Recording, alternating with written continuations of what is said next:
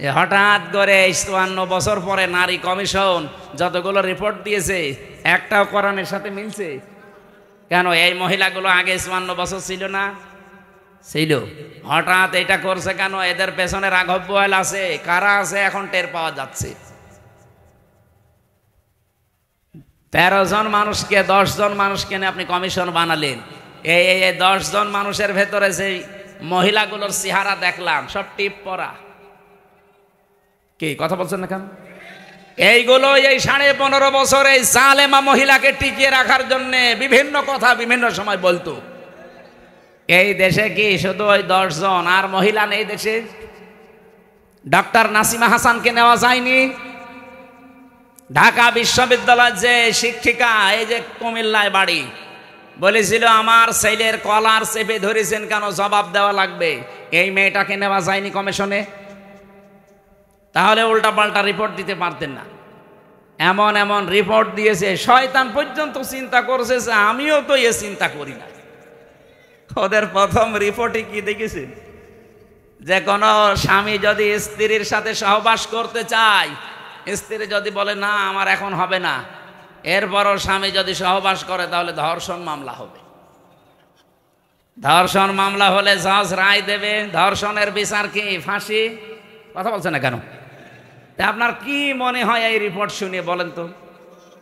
ভালো। তা আপনি রায় দেওয়ার জন্য তো সাক্ষী লাগবে। তা এখন মানুষের মনের অবস্থা তো আর কেউ জানে না। একই জোর করেছে আর স্ত্রী কি রাজি হচ্ছিল না, এটা তো স্বামী স্ত্রী ছাড়া কেউ জানে না।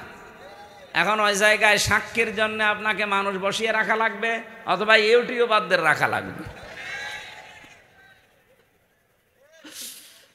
আমার মাঝে মাঝে এই যে ৩১৮ পৃষ্ঠা পুরাটা পড়লাম, পড়ে আমার মনে হচ্ছে এগুলো মেয়াদ উত্তীর্ণ গাঁজা খেয়েছে। মানে মেয়াদ আলা গাঁজা খেলেও মানুষ এত নিচে নামে না, এ মেয়াদ পার হয়ে গেছে, ওই গাঁজা খেয়ে পুরা মাতাল। এই জন্য এদেরকে এই নাটোরের পাশের জেলা পাবনায় পাঠানো দরকার। এরকম মানুষ বাইরে থাকলে সব সমাজ নষ্ট করে ফেলবে। কথা বলে না কেন? এটা তো ১ নাম্বার গেল, আর বাকিগুলো তো আরো খারাপ। ২ নাম্বারে দিয়েছে যে দেহ আমার সিদ্ধান্ত আমার। দেহ আমার সিদ্ধান্ত আমার মানে দেহ কার? এ দেহ আপনি আমার এই যে ৩৩ বছর বয়স, ৩৪ বছর আগে হামজা নামে কেউ আমি ছিলাম না। আমার মা বাবার দায়িত্ব ছিল বিছানায় থাকা, বাকি যা করার কে করেছে? দেহ আমার হয় কি করি?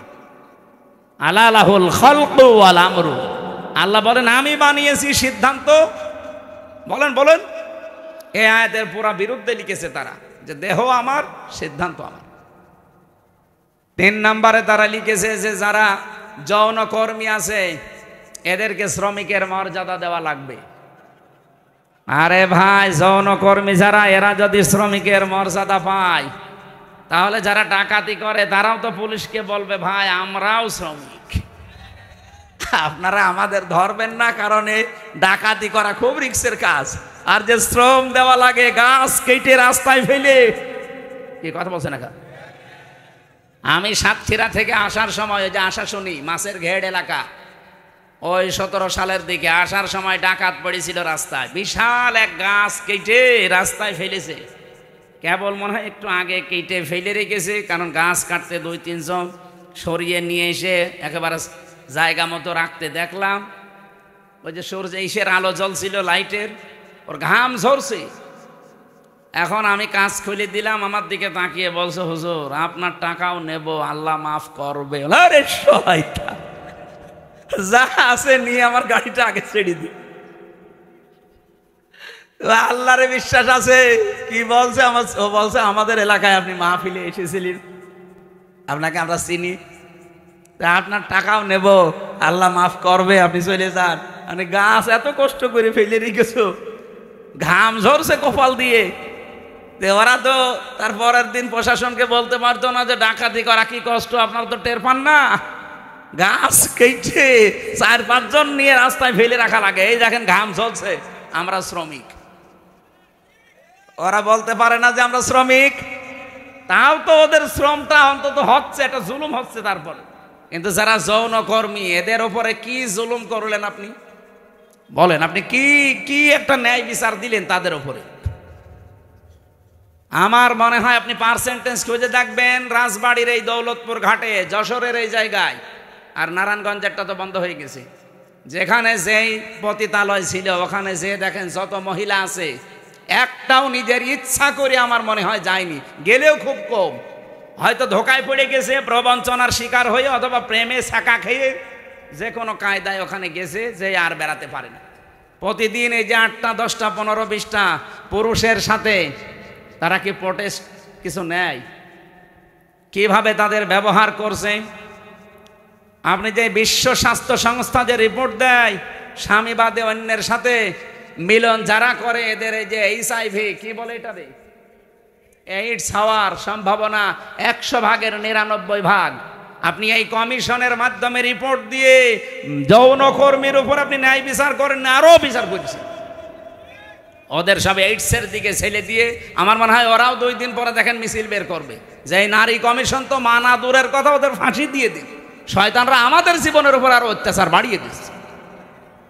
শুধু HIV, ওদেরকে এই যে 1 লক্ষ মানুষ আজ দেহ ব্যবসা করে সারা বাংলাদেশে, মানে একেবারে যেগুলো সরকারি হিসাবে, এই মানুষগুলোকে আমার মনে হয় আলেমদের পরামর্শ নিয়ে সরকারের যে বাজেটগুলো আছে এখান থেকে টাকা পয়সা দিয়ে এদের পুনর্বাসন করে দিন, হয় একটা কর্মসংস্থান দেন সম্মানজনক, তারা সম্মানজনক জীবন নিয়ে, তারা পরিবার নিয়ে দরকার হয় যদি সেরকম পরিবেশ পায় বিয়ে শাদী করে জীবন চালাক।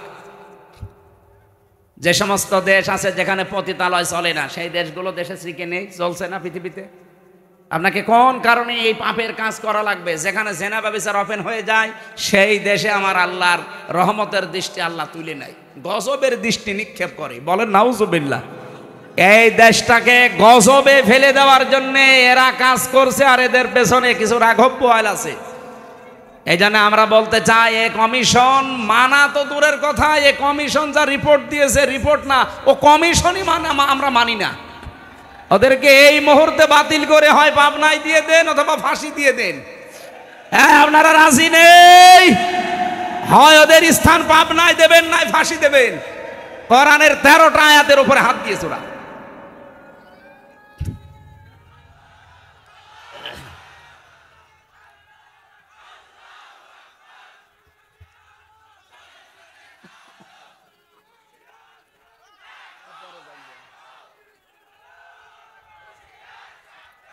আমার ভাইরা,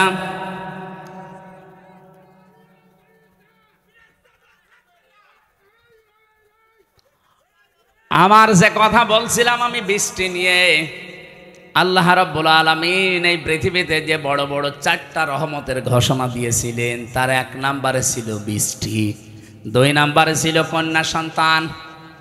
কিন্তু আমরা কন্যা সন্তানের নাম শুনলে বা আসলে আমার যে বাবা যারা, অনেক বাবা মন খারাপ করে। বিশ্বনবী জানিয়েছেন, কোন পরিবারে যদি 1টা কন্যা আসে সঙ্গে সঙ্গে আল্লাহ 4 জন ফেরেশতা পাঠিয়ে দেয়। কোন পুরুষ মানুষ আসলে সেখানে 4 জন নাই, 1 জনও ফেরেশতা আছে। এ কথা কোরআন হাদিসে আছে নেই? মেয়েরা যারা এসেছেন, সম্মানিতা মা বোনেরা, আপনাদের কাছে বিপদে ফেলার জন্য এই কমিশনে নারী নামে কিছু হিজড়া, এগুলো নারী বলা যায় না। এগুলো নারী বলবেন কি করে আপনি? ওদের চেহারার দিকে তাকিয়ে দেখেন, নারীর কোনো বৈশিষ্ট্য ভেতরে পাওয়া যাচ্ছে না। এখানে আমরা মনে হয় মাইকে ঘোষণা দিলে যারা পুরুষ মানুষ, যে মহিলা মহিলা প্যান্ডেলে যান, পুরুষগুলো পুরুষ প্যান্ডেলে যান, আর কিছু মানুষ ওই যে বিড়ি খেয়ে বেড়াচ্ছে, ওদের আপনি কোন প্যান্ডেলে ঢোকাবেন? নারী কমিশনে যে 10 জন মানুষ রিপোর্ট দিয়েছে, 10 জনের চেহারায় দেখলাম একটাও নারীর মতো মনে হচ্ছে না। পুরুষও তো তারা না, তারা তৃতীয় লিঙ্গ হবে। আপনাদের জন্য ওইটা ঠিক আছে, এই দেশের মহিলাদের প্রতিনিধিত্ব করার কোনো ক্ষমতা অধিকার আপনাদের নেই। মেয়েরা আল্লাহর সবচাইতে বড় রহমতের সৃষ্টি। আল্লাহ বলেন, 2 নম্বর, আমি যখন বান্দার ওপরে বেশি খুশি হয়ে যাই, বৃষ্টি দেওয়ার পরে ওই এলাকায় মানুষের ঘরে আমি কন্যা সন্তান পাঠাই। এই জন্য যার 1টা কন্যা আছে নিজেকে ছোট ভাববেন না। ছেলে হলে মেয়ে হলে এটা সিদ্ধান্ত আল্লাহ। ছেলে হলে আপনার সব কিছু করে দেবে, কে বলেছে আপনাকে? মেয়ে হলে দুনিয়া আখেরাত দুইটাই উজ্জ্বল হয়ে যাবে। দুনিয়া তো আছেই, যদিও আমাদের এই দেশে ইসলাম না থাকার কারণে মেয়েদের অনেক অধিকার নষ্ট হচ্ছে। ইসলাম আসলে অধিকারগুলো পঙ্খানো মেয়েরা ফিরে পাবে। ওরা মেয়েরা মেয়েদের নাম দিয়ে বলেছে এদের অধিকার নেই, সমান অধিকার এদের দেওয়া লাগবে। কিভাবে দেবেন আপনি? আমি পুরুষ মানুষ, হাফ প্যান্ট পরে আমি খেজুর গাছে অন্তত রস পাড়তে পারবো, মেয়েরা পারবে? আমি এখন আমার মনে হয় শুধুমাত্র এই মাজা থেকে হাঁটু পর্যন্ত ঢাকা থাকলে নাভি থেকে একটা প্যান্ট পরে এখান থেকে কুষ্টিয়ায় চলে যেতে পারবো, কোনো অসুবিধা নেই। একটা মেয়ে লোকে যেতে বলেন তো পারে? কুষ্টিয়া না, এখান থেকে এই নাটোরের বাজার পর্যন্ত গেলে চারিদিকে সেল্লিবিল্লি হয়ে যাবে। আর ওদের বলে সমান অধিকার দেওয়া লাগে। অধিকার সমান কিসের? ওদের মর্যাদা আমাদের চাইতে 3 গুণ বেশি। সুবহানাল্লাহ বলতে পারেন নাই? এই জন্য মেয়ে যাদের বাড়িতে আসে, হযরত ওমর বলেন যে বাড়িতে একটা মেয়ে আছে মনে করবেন সেই বাড়িতে আল্লাহর একটা জান্নাত আছে। সুতরাং যারা মেয়ের বাবা আছেন, 1 মেয়ের বাবা আপনার একটা জান্নাত, 2 মেয়ের বাবা আপনার 2টা জান্নাত, 3 মেয়ের বাবা আপনার 3টা জান্নাত। আল্লাহ রাব্বুল আলামিন আমার যে 3টা মেয়ে দিয়েছে, আল্লাহ আমাদেরকে যেন নবীর এই হাদিস অনুযায়ী জান্নাতেও এরকম 1টা 2টা 3টা করে দান করেন, বলেন আমিন। 3 নম্বরে একটু ভালো করে শুনবেন হাদিসটা। আল্লাহর নবী বলেন 3 নম্বরে আল্লাহ যখন বেশি খুশি হয়ে যায় তখন ওর বাড়িতে আল্লাহ মেহমান পাঠায়। আমাদের তো সমস্যা, মেহমান আসলে আমাদের মন খারাপ হয়ে যায়। 4 নম্বরে বিশ্বনবী মুহাম্মদ রাসূলুল্লাহ জানিয়েছেন এই পৃথিবীতে আল্লাহ সব চাইতে যখন একেবারে খুব বেশি বান্দার উপরে খুশি হয় তখন তাকে রোগ দেয়। এই জন্য রোগ শোক হলে আপনার জীবনের অপরাধগুলো আল্লাহ মাফ করেন। জানা অজানা যত অপরাধ করেছিলেন এগুলো আল্লাহ আস্তে আস্তে রোগের কারণে, যদি জ্বর হয় এই জ্বরের কারণে একটা গুনাহ আল্লাহ মাফ করে দেয়। পথে চলতে ফিরতে হোঁচট খেয়েছেন, হোঁচট খেয়ে হঠাৎ করে নখ ভেঙে গেছে, রক্ত বের হচ্ছে, মনে করবেন আমার একটা গুনাহ আল্লাহ মাফ করে দিয়েছে। এই জন্য রোগ শোক হলে আল্লাহর কাছে শিকায়েত করা না, অভিযোগ করা না, আরো শুকরিয়া করা দরকার। যদিও দুনিয়ায় কষ্ট হচ্ছে, এই কষ্টের মাধ্যমে আমার জীবনের পরবর্তী যে জীবন আমার আখিরাতের শুরু হচ্ছে এটা শান্তি, স্বস্তি এবং কল্যাণময় আল্লাহ করার চেষ্টায় আছে। সুবহানাল্লাহ। নবীজি বলেন 4টা রহমত তো মানুষ খারাপভাবে অসন্তুষ্ট হয়, পছন্দ করে না, কিন্তু 4টা গজব আছে দুনিয়ায়, এই 4টা গজব পেলে মানুষ খুব খুশি হয়। 1 নম্বরে যৌতুক। এটা কি? এটা গজব। এইটা পেলে আমরা খুশি না বেজার? সে হুজুর বলেন আর খেজুর বলেন, সবাই যৌতুকের জন্য খুশি, অথচ যৌতুকের টাকা খাওয়া আর পায়খানা খাওয়া এটা সমান না? না, সমানও না। কারণ পায়খানা খেলে একটা গুনাহ হয় আর যৌতুকের টাকা নিলে ডবল গুনাহ হয়। একদিকে তো কবিরা গুনাহ আর একটা জুলুমের গুনাহ। মেয়ের বাপের খুশি ছাড়া, তার মন থেকে খুশি হওয়া ছাড়া তার বাড়িতে ছেলের বাড়ির লোকজন যে একটা পান খাওয়াও জায়েজ নেই। কি কথা বলছেন না? আমি কি বানালাম এটা? হাদিস। নবীজি বলেন যতদিন আমার যতগুলো বিবাহ করেছি, যত মেয়েকে বিয়ে দিয়েছি, আমার একটা মেয়েকে কোনোদিন যৌতুকের টাকা দিয়ে, সম্পদ দিয়ে বিয়ে দেওয়া লাগে নাই। প্রতিটি বিয়েতে আমি আমার মেয়েদের এবং আমার বিয়েতে আমি অলিমা করেছি। কি করেছি বলেন তো? অলিমা কি ছেলের বাড়ি হয় না মেয়ের বাড়ি? বলেন বলেন। মেয়ের বাড়ি বলল কে? মেয়ের বাড়ি অলিমা হবে কেন? মেয়ের বাড়ি হয় বরযাত্রী মানুষ যায়, অথচ বরযাত্রী ইসলামে নেই। নাটোরবাসী আজকে থেকে সিদ্ধান্ত নিয়ে বাড়ি যাবেন, জীবনে আর কোনোদিন কারো বরযাত্রী যাব না। আজকের ওয়াজ শুনতে এসে ভুল করেছে, জীবনে খাওয়া দাওয়া বন্ধ হয়ে গেল। আরে ভাই, ইসলামে যেটা নেই ওটা আপনি করে আনন্দ পাবেন, ওটা ডবল গুনাহ হবে। কারণ এমনি জায়েজ নেই, তারপর আপনি আনন্দে আনন্দে গিয়েছেন। হ্যাঁ, যদি কেউ দাওয়াত দিতে আসেন বলবেন যে অলিমা করেন, আমি আপনার বাড়ির দরকার 5 দিন যেয়ে খাবো। এই জন্য যৌতুক আজকে থেকে বন্ধ। যৌতুক মনে করেন শুধু টাকা নিয়ে, ফ্রিজ নিয়ে, টেলিভিশন নিয়ে, মোটরসাইকেল নিয়ে না, মেয়ের বাবার বাড়ি থেকে যদি তার অনুমতি ছাড়া, তার খুশি ছাড়া যদি একটা পানও কেউ খায়, ওইটাও যৌতুক। ছেলে খাক, ছেলের বাবা খাক, আপনি ছেলের আত্মীয় স্বজন যে খাবেন কি করে? আশা করছে এটা আজকে থেকে বন্ধ করে দেয়। এটা হিন্দুদের কালচার, আমরা মুসলমানরা এটা মানতে পারি না। 2 নম্বরে এটা একটু সমস্যা আছে, এটা বলবো। নবীজি বলেন সবচাইতে বেশি আমার আল্লাহ খুশি হয় ওই 4টা কাজ করলে: বৃষ্টি হলে, কন্যা সন্তান হলে, মেহমান আসলে, আর রোগ ব্যাধি হলে। আর সবচাইতে বেশি আমার আল্লাহ নারাজ হয় কিন্তু আমার বান্দা বান্দিরা খুশি হয়। 1 নম্বরে যৌতুক, 2 নম্বরে গীবত। এই গীবত করলে মানুষ খুব খুশি হয়, অথচ আমার আল্লাহর আরশ পর্যন্ত কম্পন ধরে। জীবনে যদি আপনার নেকির কাজ কমও থাকে, ভাইরা আমি আহ্বান জানাচ্ছি, আপনার নামাজ, রোজা, হজ, যাকাত, দান, সাদকা, জীবনের আমল আখলাক কম হয়েছে, আল্লাহ মাফ করে দেবে। কিন্তু গীবত যদি আপনি কারো করে থাকেন, ওটা আবার শোধ দেওয়া লাগবে। যেই দোষ যার ভেতরে নেই, ওইটা যদি তার উপরে আপনি চাপিয়ে দিয়ে ওটা বলতেই থাকেন, তাকে কালার করার জন্য চেষ্টা করেন, এটা তখন আর গীবতও থাকে না, তখন তোহমত হয়ে যায়। আর এটা বাংলাদেশে সবচাইতে বেশি চলছে। এই কথা বলছেন এখানে কত মানুষ এখনো বিভিন্ন জায়গায় বসে আছে, দেখে তারা গীবত চালাচ্ছে। গীবত করলে মানুষ খুশি হয় কিন্তু আমার আল্লাহ বেজার হয়ে যায়। 3 নম্বরে সবচাইতে বেশি খুশি হয় মানুষ মিথ্যা বললে, কিন্তু আমার আল্লাহ নারাজ হয়। 4 নম্বরে আল্লাহ পাক সবচাইতে বেশি নারাজ হয় সুদ খেলে, কিন্তু মানুষ খুশি সুদ পেয়ে। এখানে আমার বিশ্বাস অনেক মানুষ এখানে বসে আছে যারা টাকা ছেড়ে রাখে। 1000 টাকা দিলে বছর মাসে মাসে 100 টাকা বেশি দেয়। এলাকায় নেই এটা?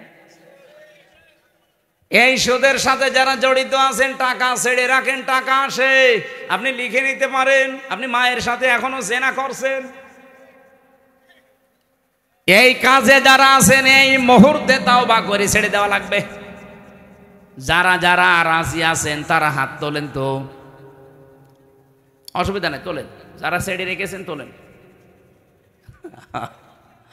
আপনি বুঝে ফেলেছেন, চালাক আছে নাটোরে মানুষ, কাঁচা গোল্লা খাওয়া মানুষ তো খুব চালাক আছে।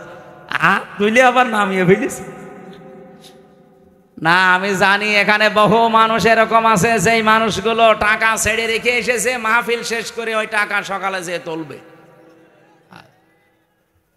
সুদের টাকা তুললে সবচাইতে নারাজ হয় বেশি কে? আর সবচাইতে বেশি খুশি হয় সে নিজে। সুতরাং এই 4টা রহমত, 4টা গজব, বেজার হয় আল্লাহ 4টা কাজে, আর আমরা নিজেরা বেজার হই 4টা কাজে। আল্লাহ আমাদেরকে কন্যা সন্তান যেহেতু রহমত, বৃষ্টি যেহেতু রহমত, এই পৃথিবীতে মেহমান আসা রহমত, আল্লাহ রোগ ব্যাধি দিয়েছে এটাও রহমত। এগুলো পেয়ে নারাজ না হয়ে এগুলোর সঠিক এবং পরিমার্জিত ব্যবহার করার তৌফিক কামনা করছি। সকলে বলেন আমিন। আমার আজকের আমি বিষয় আলোচনা সাজিয়েছিলাম যে আল্লাহর দল কারা, আল্লাহর দলের বৈশিষ্ট্য। এই পৃথিবীতে এখন দল কত আছে আপনি হিসাব করতে গেলে কলম খাতা নষ্ট হয়ে যাবে। বাংলাদেশে প্রায় 73টার উপরে দল আছে। আমি অল্প কথায় মেন কথাগুলো, অল্প সময় মেন কথাগুলো বলতে চাই। একটু বসেন, জবান খুলে সূরা মায়েদার এই 54 নম্বর আয়াত, মেন কথাগুলো বলবো ইনশাল্লাহ। আল্লাহ পাক বলেন, ইয়া আইয়ুহাল্লাযীনা আমানু মাইয়ারতাদ্দা মিনকুম আন দীনিহি ফাসাউফা ইয়াতিল্লাহু বিকওমিন। ঈমানদারেরা, এই পৃথিবীতে কোনো মানুষ যদি আল্লাহর দিন থেকে ফিরে চলে যায়, আল্লাহর ইসলাম থেকে, তোমাদের ভেতরে যেই চলে যাবে, সঙ্গে সঙ্গে আমি আল্লাহ একটা নতুন সিদ্ধান্ত নিয়ে ফেলি। ফাসাউফা ইয়াতিল্লাহু বিকওমিন, এমন একটা দল, এমন একটা জাতি, এমন একটা গোষ্ঠী তৈরি করে দেই, ইউহিব্বুহুম ওয়া ইউহিব্বুনাহু, যারা আমি আল্লাহকে ভালোবাসে, আমি আল্লাহ নিজেও তাদেরকে ভালোবাসি। বলেন সুবহানাল্লাহ। নাটোরবাসী যেহেতু এই দেশে এখন প্রায় ৭৩টার উপরে শুধু দল চলছে, ৪৯টা আছে রাজনৈতিক নিবন্ধিত দল, বাকি আছে নিবন্ধনের বাইরে। যত দল আছে ধর্মীয় জেনারেল মিলে বলেন আগস্টের ৫ তারিখের পরে আমি বাংলায় বলছি, এবার কত মানুষকে আমরা বিভিন্ন নাম দিয়ে দেখতে পাচ্ছি ইসলাম থেকে বের হয়ে যাচ্ছে। কথা বোঝেন? কেউ বিভিন্ন মানুষের উপরে দোষ চাপিয়ে বলছে আমি এর ভেতরে নেই, চলে গেলাম। প্রকারান্তে আপনি ইসলাম থেকেই বের হয়ে যাচ্ছেন। ইসলামের একটা বিধান যদি কারো ভালো না লাগে, তার মানে আপনি তো আর আমাকে ভালো লাগে না তাই জন্যে চলে যান না। আপনার ইসলামের বিধান ভালো লাগে না, তার মানে আপনাকে ভালো লাগছে না কার? বলেন বলেন। আপনি প্রকারান্তে আল্লাহকেই যেন বলছেন যে না, এ বিধান দেওয়া ঠিক হয়নি। হামজা তো বাবার কথা জীবনেও বলতে পারে না, ও বলবে আমার আল্লাহর কথা। আল্লাহর কথায় যেমন নামাজ পড়ো আছে, আল্লাহর কথায় যেমন যাকাত দাও আছে, আল্লাহর কথায় ঠিক এইটা আছে যে আমার এই কোরআনকে প্রতিষ্ঠা করো। তা আমি নামাজের ওয়াজ করলে আপনার খুব ভালো হুজুর মনে হয়, রোজার ওয়াজ করলে আপনার কাছে ভালো ওয়াজ মনে হয়, কিন্তু যখনই বলে এই নামাজ রোজার শিক্ষা যেটা, এটা কায়েম করা লাগবে। নামাজের শিক্ষা ২৭টা, রোজার শিক্ষা ৪টা। এইগুলো যদি আমি এখন বাংলায় কায়েমের কথা বলি এই সমাজে, যেটা কায়েম করা দরকার কোরআন দিয়ে, তখনই আপনার কাছে রাজনীতি মনে হয়। আপনি কি আমার চাইতে কোরআন বেশি বোঝেন? আপনি কি শামীম ওসমানের মতো হয়ে গেছেন? বলছে আমি কি ইসলাম বুঝি না?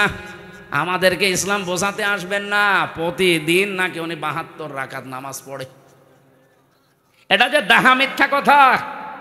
এখানে যদি আলেম থাকে জিজ্ঞাসা করেন, দেখেন তো সর্বোচ্চ তাহাজ্জুদের নামাজ ৮ রাকাত থেকে ১২ রাকাত। কি কথা বলছেন এখানে? ৮ রাকাতের উপরে তাহাজ্জুদের নামাজ আপনি কোথায় পেলেন? খুব বেশি হলেও নাই ১২ রাকাতের উপরে আর তাহাজ্জুদের নামাজ নেই। নবীজি হয় ৮ রাকাত পড়তেন, নাই ১২ রাকাত পড়তেন। এরপরে এই বেতের পড়ে উনি পড়াটা কমপ্লিট করে দিতেন। আর উনি নাকি ৭২ রাকাত নামাজ পড়ে তাহাজ্জুদ পড়া। ডাহা মিথ্যা কথা। ও রাত ২টা ৩টায় মাল খেয়ে ঘুমায়, ও তাহাজ্জুদ ফজরের নামাজই তো পড়ে না। আপনি তো ইসলাম থেকে বের হয়ে গেছেন প্রকারান্তে হামজার উপরে দোষ চাপিয়ে, যে ওদের দোষ আছে, ২৪-এর দোষ, ৭১-এর দোষ, ৪৭-এর দোষ। এই কথা না বোঝার ভান করে থাকবেন না। আগস্টের ৫ তারিখের পরে বহু মানুষকে আমরা দেখলাম আল্লাহর দিন থেকে প্রকারান্তে ইসলাম থেকে বের হয়ে চলে যাচ্ছে। ওরা আমাদের ভয় দেখাতে চায় যে আমরা চলে গেলে তোমরা নিরুপায় হয়ে যাবে। আরে ভাই, ইসলাম তো আর আমার না, আর আমি ইসলামের মালিকও না, ইসলামও আমার না, ইসলামের মালিকও আমি না। আমার মালিকও আল্লাহ, ইসলামের মালিকও আল্লাহ। আমি শুধু খাদেম। কথা বলুন। আমি খেদমত করছি, আমার একটা পাওনা বাকি আছে। এই যে সভাপতি সাহেবকে যদি উনি বলে এই জমিনটা আমার, আপনারা কাজ করেন, সারাদিন করেন, বিকাল ৫টায় আপনাদের বেতন দিয়ে দেব। এখন বলেন তো জমিনের মালিক কি আমি? মালিক উনি না, আমরা কি কামলা খাদেম, কাজ করে খাই। এই জমিনও আমার না, জমিনে যেটা আমরা বপন করছি, এই বীজ বা ধান লাগাচ্ছি, চারা, এগুলোর মালিকও আমরা না, সবের মালিক উনি। আমরা শুধু টাকা পাওয়ার আশায় আছি, বিকাল ৫টায় বেতন দিয়ে দেবে, ওইটা নিয়ে আমার সংসার চলবে। নাটোরবাসী, এই বাংলাদেশের এই জমিনটা আমার আল্লাহর, এ কোরআনও আল্লাহর। জমিনে আল্লাহর, কোরআন আল্লাহর। ওনার জমিনে ওনার আইন, ওনার কোরআন প্রতিষ্ঠা করবে এই দেশে যারা আল্লাহর খাদেম, গোলাম, বান্দা, তারা আল্লাহর বান্দা দাবি করে যারা আল্লাহর কোরআনের আইন বাদ দিয়ে মানুষের তৈরি করা আইন কায়েম করতে চায়, আল্লাহর কসম এই মানুষগুলো বেতন পাওয়া দূরের কথা, ওদের খবর আছে। বিকাল ৫টা পর্যন্ত আমাকে এই জমিনে টিকে থাকা লাগবে। বিকাল ৫টা মানে জীবনের শেষ দিন। এক কথা বলছেন এখানে, বিকাল ৫টা মানে জীবনের শেষ দিন। কারণ আমার একটা বেতন পাওয়ার সময় আসবে। আমার যখন চোখ বন্ধ হয়ে যাবে, ওয়াবুদু রাব্বাকা হাত্তা ইয়াতিয়াকাল ইয়াকিন, আল্লাহ বলেন ওই পর্যন্ত ইবাদত করতে থাকো, আমার দিনের সাথে লেগে থাকো যতদিন ইয়াকিন না আসে। ইয়াকিন মানে না, ইয়াকিন মানে মৃত্যু। ইয়াকিন মানে বিশ্বাস, সেটা আলাদা ইয়াকিন। আর এখানে ইয়াকিন মানে মৃত্যু। মরণ যতদিন না হবে ততদিন পর্যন্ত দিন কায়েমের জন্য আপনাকে টিকে থাকা লাগবে। কারণ আমরা এখনো আমাদের বেতন পাইনি, পেয়েছি? বলেন বলেন, আমাদের চূড়ান্ত বেতনের নাম কি 500 টাকা, 1000 টাকা, কি জান্নাত? ওইটা যতদিন আমি না পাবো ততদিন পর্যন্ত আমার চেষ্টা অব্যাহত থাকবে। এখন যদি আপনি আমাকে বাধা দিতে আসেন, এই জমিনে ধান লাগিয়েছিলাম কিন্তু বিকাল 5টা বাজার আগে আপনি তুলে ফেলছেন, আপনি যত বড়ই মস্তান হন, আমরা যারা 8-10 জন মিলে ধান লাগিয়েছি যদি আপনার সাথে নাও পারি তাও বাধা দেব। এখনো বেতন পাইনি, আপনি ধান তুলে ফেললে ওনারা বেতন দেবে? উনি এসে আমাদের আরো গরম দেবে, ওই সারাদিন নষ্ট করলে ধান তুলে ফেলেছে কিছুই বলনি, বেতন দেওয়া দূরের কথা আরো 500 টাকা করে দিয়ে যাও। যে জমিন আল্লাহর, কোরআন আল্লাহর, আমরা তো খাদেম, কামলা, 5 জন মনীষ, লেবার যাই বলেন, আমরা চেষ্টা করে যাচ্ছি। আমাদের চেষ্টা হচ্ছে জমিনে এটা প্রতিষ্ঠা করা। হ্যাঁ, পদ্ধতি আমাদের ভুল হতে পারে, কেউ কেউ গণতন্ত্রের পদ্ধতি নিয়েছে, আপনার পদ্ধতি ভুল হতে পারে, কিন্তু আমার মন তো ঠিক আছে যে আমি জমিনে আল্লাহর দিন কায়েম করব। হ্যাঁ, কথা বলেন না কেন? হ্যাঁ বলেন। আফগানিস্তান তারা একটা পদ্ধতি নিয়েছে, তারা এক পদ্ধতি নিয়ে তারা অলরেডি কায়েম করে ফেলেছে। তুরস্ক একটা পদ্ধতি নিয়েছে, আপনি মোরসির দিকে তাকান, সে একটা পদ্ধতি নিয়েছিল যে যেখানে ইসলাম কায়েমের জন্য চেষ্টা চালাচ্ছে। পদ্ধতি ভুল হতে পারে কিন্তু তার কর্ম তো ঠিক আছে, তার মনের আকাঙ্ক্ষা, আশা, তামান্না এই যে আল্লাহর জমিনে আমি জীবনের শেষ দিন পর্যন্ত অন্তত দেখতে চাই যেটা কায়েম হয়েছে। আমার রাস্তা ভুল হলে কি আমি একটু ঘুরে ফিরেও আসতে পারবো না জায়গায়?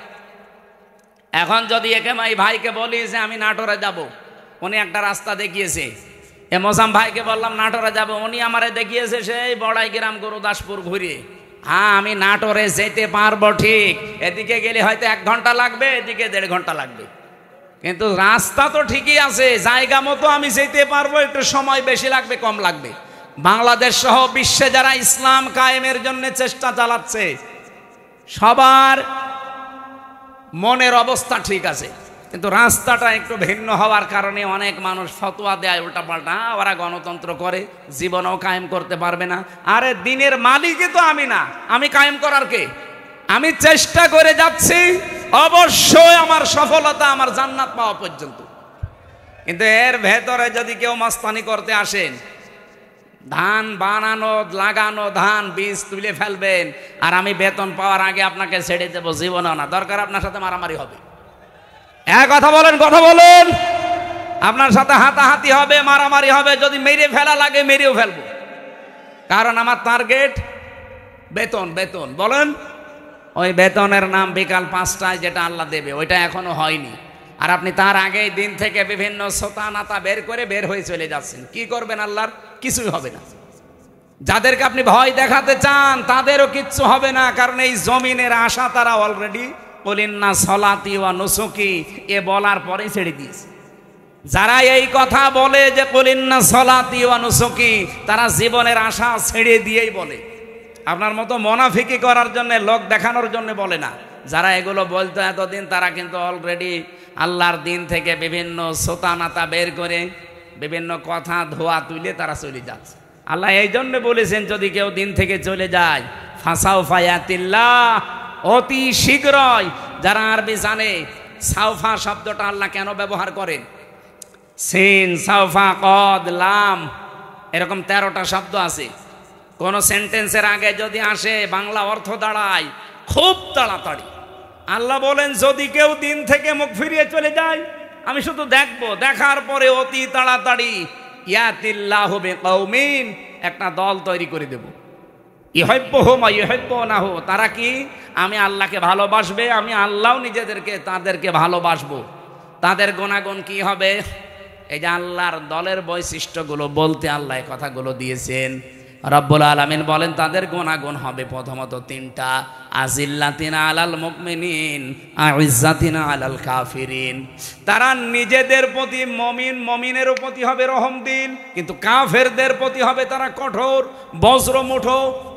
বাংলাদেশে আজ দেখান একটা দল কিন্তু অলরেডি আল্লাহ তৈরি করে দিয়েছে, যারা নিজেদের প্রতি এত রহম দিল, নিজের আপন ভাইয়ের সাথেও তাদের এত ভালোবাসা নেই। আমি আমার নিজেরটাই বলছি ভাই, আল্লাহর কসম। আপনাদের এই যে মোজাম্মেল, এই যে মোজাম্মেল ভাইয়ের বাড়ি নাটোরে, আমার বাড়ি কুষ্টিয়া, ওনার সাথে আমার আত্মীয়তা নেই, রক্তের সম্পর্কও নেই। ওনার আমি শুধুমাত্র ভালোবাসি একামতে দিনের কারণে। আর এই ভালোবাসা মহাব্বতটা আল্লাহ নিজে পয়দা করে দিয়েছে। কারণ যখন আল্লাহর দিন থেকে মানুষ মুখ ফিরিয়ে নেয়, তখন একটা দল আল্লাহ নিজে তৈরি করে দেয়। ওই দলের প্রথম বৈশিষ্ট্য তারা নিজেদের প্রতি রহম দিল হয়, মহাব্বত ভালোবাসা তৈরি হয়। কিন্তু কাফেরদের প্রতি তারা কঠোর। আপনি একটা আল্লাহর বিরুদ্ধে অবস্থান নিয়ে দেখেন, নাটোর, কুষ্টিয়া, পাবনা থাকবে না। একামতে দিনের কর্মী যারা, কুষ্টিয়াও যা, চট্টগ্রামও তাই, সব একবারে রাস্তায় নেমে আসবে। কারণ কাফেরদের প্রতি আমাদের কঠোরতা তৈরি করে দিয়েছে কে? আপনি অন্য কিছু খেয়াল করে দেখেন, তারা নামে কিনা জীবনও পাবেন না। ইউজাহিদুনা ফি সাবিলিল্লাহি ওয়ালা ইয়াখাফুনা লাওমাতা লাইম। তারা আল্লাহর দিন এই জমিনে প্রতিষ্ঠা করার জন্য জিহাদ করবে, সংগ্রাম করবে, চেষ্টা চালাবে, পরিশ্রম করবে, প্রচেষ্টা করবে, কিন্তু কোনো ওয়ালা ইয়াখাফুনা, ভয় পাবে না, লাওমাতা লাইম, কোনো তিরস্কারকারীর তিরস্কারকে তারা পাত্তা দেবে না। আমি যেই দিন থেকে কুলিন্না সলাতি ওয়া নুসুকি ওয়া মাহইয়ায়া ওয়া মামাতি লিল্লাহি রাব্বিল আলামিন বুঝে বুঝে পড়েছি, ওই দিন থেকে কে আমার পেছনে লেগেছে, গীবত করে, আমার উপরে আন্দাজে দোষ চাপায়, কোনো কিছু আমার মনে আর স্থান নেই। আমার মনে হয় এই দেশে যারা একামতে দিনের কর্মী, আল্লাহর কসম তাদেরকেও আপনি এইভাবেই পাবেন। কোন তিরস্কারকারী তিরস্কারকে তারা পাত্তা দেবে। আমাকে রাজাকার পর্যন্ত বলা হয়েছে, কিন্তু আমি কি রাজাকার? আমার 33 বয়সে যদি রাজাকার হয়, কিন্তু এই কথা বলে আপনি দাবিয়ে রাখবেন, আপনি বলবেন ও শিবিরের রক্ষাটা কর্মী, এই কথা বলে দাবিয়ে রাখবেন। ও জামাত ইসলাম করে, ও চরমনার মুরিদ, এই কথা বলে দাবিয়ে রাখতে পারবেন না। কারণ কোন তিরস্কারকারীর তিরস্কারকে আমি থোড়াই কি আর পাত্তাই দেই না। এই গুণটা তৈরি করে দিয়েছে কে? আল্লাহ বলেন যালিকা ফাদলুল্লাহ, এটা আল্লাহর অনুগ্রহ, যাকে তাকে আল্লাহ দেয় না। ইউতিহি মাইয়াশা, যাকে আল্লাহ ইচ্ছা করে তাকে দেয়। সুতরাং এই বাংলাদেশে আল্লাহর দলের বৈশিষ্ট্য 3টা পেলাম। তারা নিজেদের প্রতি রহমদিল হবে। কাফেরদের কোনো বিধান যদি দেখে, কাফেরদের কোনো কাজ কারবার দেখলে তারা বজ্রকণ্ঠ হয়ে যাবে। এতদিন পর্যন্ত যত সংস্কার এসেছে, কোন সংস্কারে বাংলার মুসলমানেরা বাধা দেয়নি? দিয়েছে না? দেয়নি। কিন্তু নারী কমিশন 13টা রিপোর্ট দেওয়ার পরে আমরা বাধা দিয়েছি কেন? কারণ তারা শুধুমাত্র সংস্কার করে না, তারা আল্লাহর কোরআনে হাত দিয়েছে। আর এই জায়গায় তখন আমরা এক হয়ে গেছি। হেফাজত নেই, চরমনা নেই, জামাত ইসলাম নেই, খেলাফত নেই, সব তখন বাংলাদেশে এক। আপনি দেখেননি, সব এক হয়ে বলেছে না এটা তো মানা দূরের কথা, এ কমিশনই মানি না। আমির জামাত ডাক্তার শফিকুর রহমান এটা বলে নাই যে কমিশন তো দূরের কথা, ও কমিশনই মানি না। যদি বেশি ঝামেলা করেন আবার কিন্তু আগস্টের 5 তারিখ আসতেছে। এটা তো আমরা এই এতদিন পর্যন্ত যত সংস্কার করেছেন কোন জায়গায় বাধা দেয়নি, কারণ ওই জায়গায় আল্লাহ রাসূলের বিরুদ্ধে পাইনি। কিন্তু এবার পেয়েছি সরাসরি আল্লাহর বিরুদ্ধে। আজিল্লাতিন আলাল মুমিনিন আইজ্জাতিন আলাল কাফিরিন। আমরা নিজেদের প্রতি ভালোবাসা, মহাব্বত, স্নেহময় স্নেহশীল আছি। বললাম না মোজাম্মেলের সাথে সত্যি বলছি, আমার সম্পর্ক আত্মীয়তার না, রক্তের না, শুধু দিনের, শুধুমাত্র দিনের সম্পর্ক। আমার নিজের আপন ভাই তো নেই, যদি থাকতো সে যদি আল্লাহর দিনের কর্মী না হইতো, তার সাথে ওনার মতো মহাব্বত আমার হইতো না। কারণ এই মহাব্বতটা পয়দা করে দিয়েছে কে? 2 নম্বরে আমরা কাফেরদের প্রতি কিন্তু কঠোর, যেহেতু ওরা নারী সংস্কারের নাম নিয়ে আল্লাহর কোরআনের 13টা আয়াতে অলরেডি হাত দিয়েছে, এই জন্য ওরা কাফের। বলেন, আমরা মনে হয় ওদের জানাজা পড়া এখন তওবা না করলে ঠিক হবে না। যারা এই নারী কমিশনে আছেন, যদি সাপোর্টও কেউ করেন, আপনিও কাফের, আপনার প্রতিও আমরা বাধ্য হব কঠোর হতে। আর আল্লাহর দিনে জমিনে কায়েম করতে হয়তো আমাদের রাস্তা, আবার বলছি, তরিকা ভুল হতে পারে, কিন্তু আমাদের মন ঠিক আছে। আমরা চাই আল্লাহর জমিনে আল্লাহর সিদ্ধান্ত চলবে। এই জায়গায় কেউ যদি বাধা দেয়, তিরস্কার করে, উল্টাপাল্টা গালি দেয়, ছোড়াই কি আর জীবনে কিছু মনে করি নাই, করবো না। এটা বৈশিষ্ট্য কে দিয়েছে? ইউজাহিদুনা ফি সাবিলিল্লাহ, তারা প্রচেষ্টা করবে, জিহাদ করবে, সংগ্রাম করবে, দল করবে, মিছিল মিটিং করবে, আন্দোলন করবে আল্লাহর জন্যে। লা ইয়াখাফুন, তারা ভয় করবে না। লাউমাতা লাইম, কোন তিরস্কারকারীর তিরস্কারকে। আপনি এবার নিজের নিরপেক্ষ দৃষ্টি দিয়ে বলেন, এই যে 3টা গুণ বললাম, সারা বাংলাদেশে তো 73টার উপরে দল আছে, কোন দলের বৈশিষ্ট্যে এই 3টা গুণ আপনি পান বলেন? আপনি আন্দাজে বলবেন না, আপনাকে বলাও দরকার নেই, মনে মনে সিদ্ধান্ত নিয়ে দেখেন এই কোরআনের সূরা মায়েদার 54 নম্বর আয়াতের সাথে কোন দল, বাংলাদেশের তো 73টা দল আছে, কোন দলের সাথে মিলছে? আল্লাহ বলেন স্যার তার সাথে মিলবে না। যালিকা ফাদলুল্লাহি ইউতিহি মাইয়াশা, এটা আল্লাহর অনুগ্রহ, যাকে ইচ্ছা আল্লাহ তাকে দান করে। আল্লাহু ওয়াসিউন আলিম, আল্লাহ প্রশস্ত এবং জ্ঞানী। আমি কোরআন সত্যি করা মাথায় নিয়ে বলতে পারি, এই 3টা যার ভেতরে আছে ওই দলে আল্লাহ যেন আমাদেরকেও শামিল করেন। আমার কথা বোঝা গেছে না?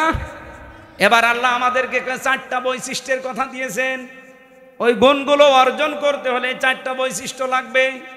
55 নম্বর আয়াতে আছে, আর 56 নম্বর আয়াতে আছে এই দল বিজয়ী হবে। কারণ বিজয়ী হওয়া এটা আমি আল্লাহ আমার জন্যে আর ইমানদারদের জন্যে আমার রাসূলের পক্ষ থেকে আমি এটা লিখে দিয়েছি। কাতাবাল্লাহু লিআগলিবান্না আনা ওয়া রুসুলি, বিজয়ী হওয়া এটা আমি আল্লাহ আমার নিজের জন্য লিখে দিলাম। দুনিয়ায় যা কিছুই দেখো না কেন, সর্বশেষ বিজয়ের মালা পরবে কে? এটা আল্লাহ লিখে দিয়েছেন। এই জন্য আল্লাহ যেহেতু একটা দল নিচে তৈরি করে দেবে, ওই দলের বৈশিষ্ট্য যেগুলো বললাম এগুলো যেই দলের ভেতরে পাবেন, মনে করবেন ওদেরকে আল্লাহ নিজে বানিয়েছে। এই আয়াত আমি নিজে এখন বানালাম। এত সহজ বাংলায় বলার পরও কিছু মানুষ এখনো বোঝে না। আমার মনে হয় ও আজরাইল দেখার আগে আর বুঝবে না। এখন আপনার ভেতরে যা ভালো লাগে তাই করেন, যান, আপনাকে ছেড়ে দিলাম। ফাসাউফা ইয়াতিল্লাহু বিকওমিন, অতি শীঘ্র একটা দল আমি বানিয়ে দেব, সেই দলকে ইউহিব্বুহুম ওয়া ইউহিব্বুনাহু, তারা আমাকে ভালোবাসবে, আমিও তাদের ভালোবাসবো। আপনি খেয়াল করে দেখেন এই গুণগুলো যাদের ভেতরে পাবেন, আপনি তাদের সাথে অ্যাক্টিভ হবেন, মনে করবেন আল্লাহ আপনাকে এই দলে শামিল করে নিয়েছে। আর যাকে তাকে তো করবেও না। কি করবে? কালকে লালপুরের আলোচনা এটাই ছিল, আল্লাহ যাকে তাকে তার দিনের কাজ একামতে দিন প্রতিষ্ঠার জন্য নিয়ে যায় না। আল্লাহু ইয়াজতাবি ইলাইহি মাইয়াশা ওয়া ইয়াহদি ইলাইহি মাইয়ুনিব, যে লোকটা মন থেকে আল্লাহর দিকে ফিরে আসতে চায় তাকে আল্লাহ এই কাজের জন্য নির্বাচিত করে। এই দেশে লক্ষ লক্ষ মানুষ আছে, সবাই একামতে দিনের কাজে লাগে না। যাকে আল্লাহ ভালোবাসে, যাকে আল্লাহ নির্বাচিত করেছে, যাকে আল্লাহ বাছাই করেছে, তাকে এই কাজে লাগায়। এখন আপনি বাসায়ের ভেতরে নেই, আপনি আছেন ছাটায়ের ভেতরে, তা আপনাকে আমি জোর করে নিয়ে আসবো কি করে? আমার কথা বোঝা গেছে? না বুঝলে এখানে আসেন, আসেন, এদিকে আসেন। আমি আশা করি আমার আয়াত আমি অল্প কথায় হলেও বোঝাতে পেরেছি।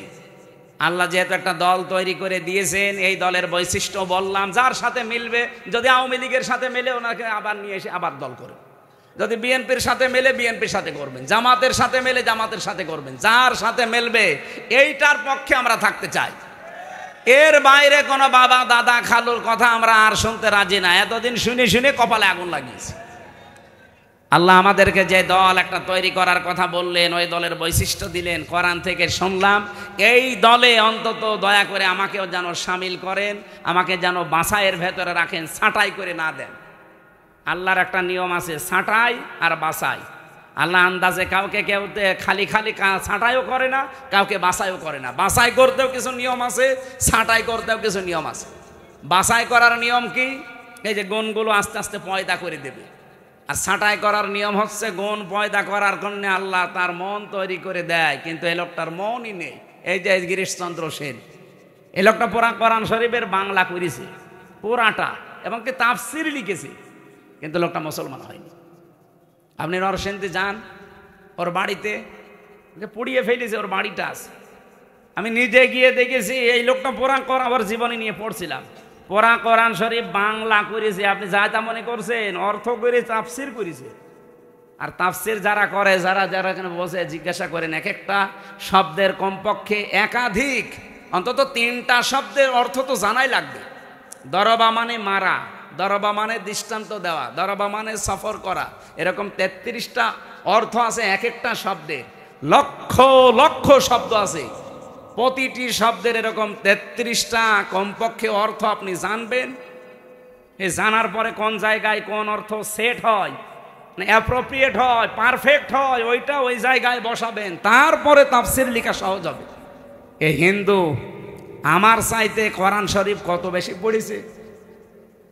এখানে ইনি আলেম কিনা জানি না, হাসি তো যত আলেম বসে আছে আমি গ্যারান্টি দিয়ে বলতে পারি, একজনও বুকে হাত দিয়ে বলতে পারবেন না যে পুরা কোরআন শরীফের প্রতিটি শব্দের অর্থ আমার জানা আছে। ও পুলিশকে জিজ্ঞাসা করেন, পুলিশও পারবে না।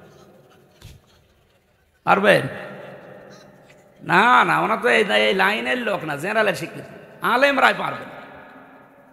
আমি নিজেও আমার মনে নেই ভাই, আমি সত্যি কথা বলছি। আমি পড়েছিলাম, পুরাটা শেষ করেছি, তাও একবার দুইবার না, কমপক্ষে 70 বারের উপরে জেলখানায় থাকতে পড়েছি। অনার্স মাস্টার্স করার সময় তো কত শবার পড়েছি, আমার সব মনে নেই। এখন আবার স্টাডি করা লাগবে। আজকের আয়াতের প্রত্যেকটা শব্দের অর্থ আমার মনে আছে, কিন্তু পুরা কোরআন শরীফের আমার মনে নেই। অথচ বেটা হিন্দু মানুষ, কি মেধা ছিল বলেন তো, প্রতিটি শব্দের একাধিক অর্থ একেবারে নখদর্পণে। তাও যেখানে যেটা খাটে, যেখানে যেটা মিলে মিল হয়, ঠিক ওইভাবে লিখেছে পুরা কোরআন শরীফের। অথচ লোকটা মরে যাওয়ার পরে ঈমান পায়নি, মরে যাওয়ার পরে জানাজা হয়নি, কবরে দেয়নি, আগুন দিয়ে পুড়িয়ে ফেলেছে। কারণ ও আল্লাহর বাছাইয়ের ভেতরে ছিল না, ছাঁটাইয়ের ভেতরে ছিল। আল্লাহ আপনাকে বাছাই করবে না ছাঁটাই করবে, এটা আপনার মনের ওপরে। এখন আপনি কি করবেন সিদ্ধান্ত নিয়ে বাড়ি যান। আমি যে জেলখানায় মেয়েদের যে বই লিখেছিলাম, তাদের যে পারিবারিক জীবনের সমস্যা এবং তার সমাধান, বিশেষ করে মেয়েদেরটা আপনারা নেবেন। এটা শুধুমাত্র নারীদের জন্য আর একটা পুরুষের জন্য আছে।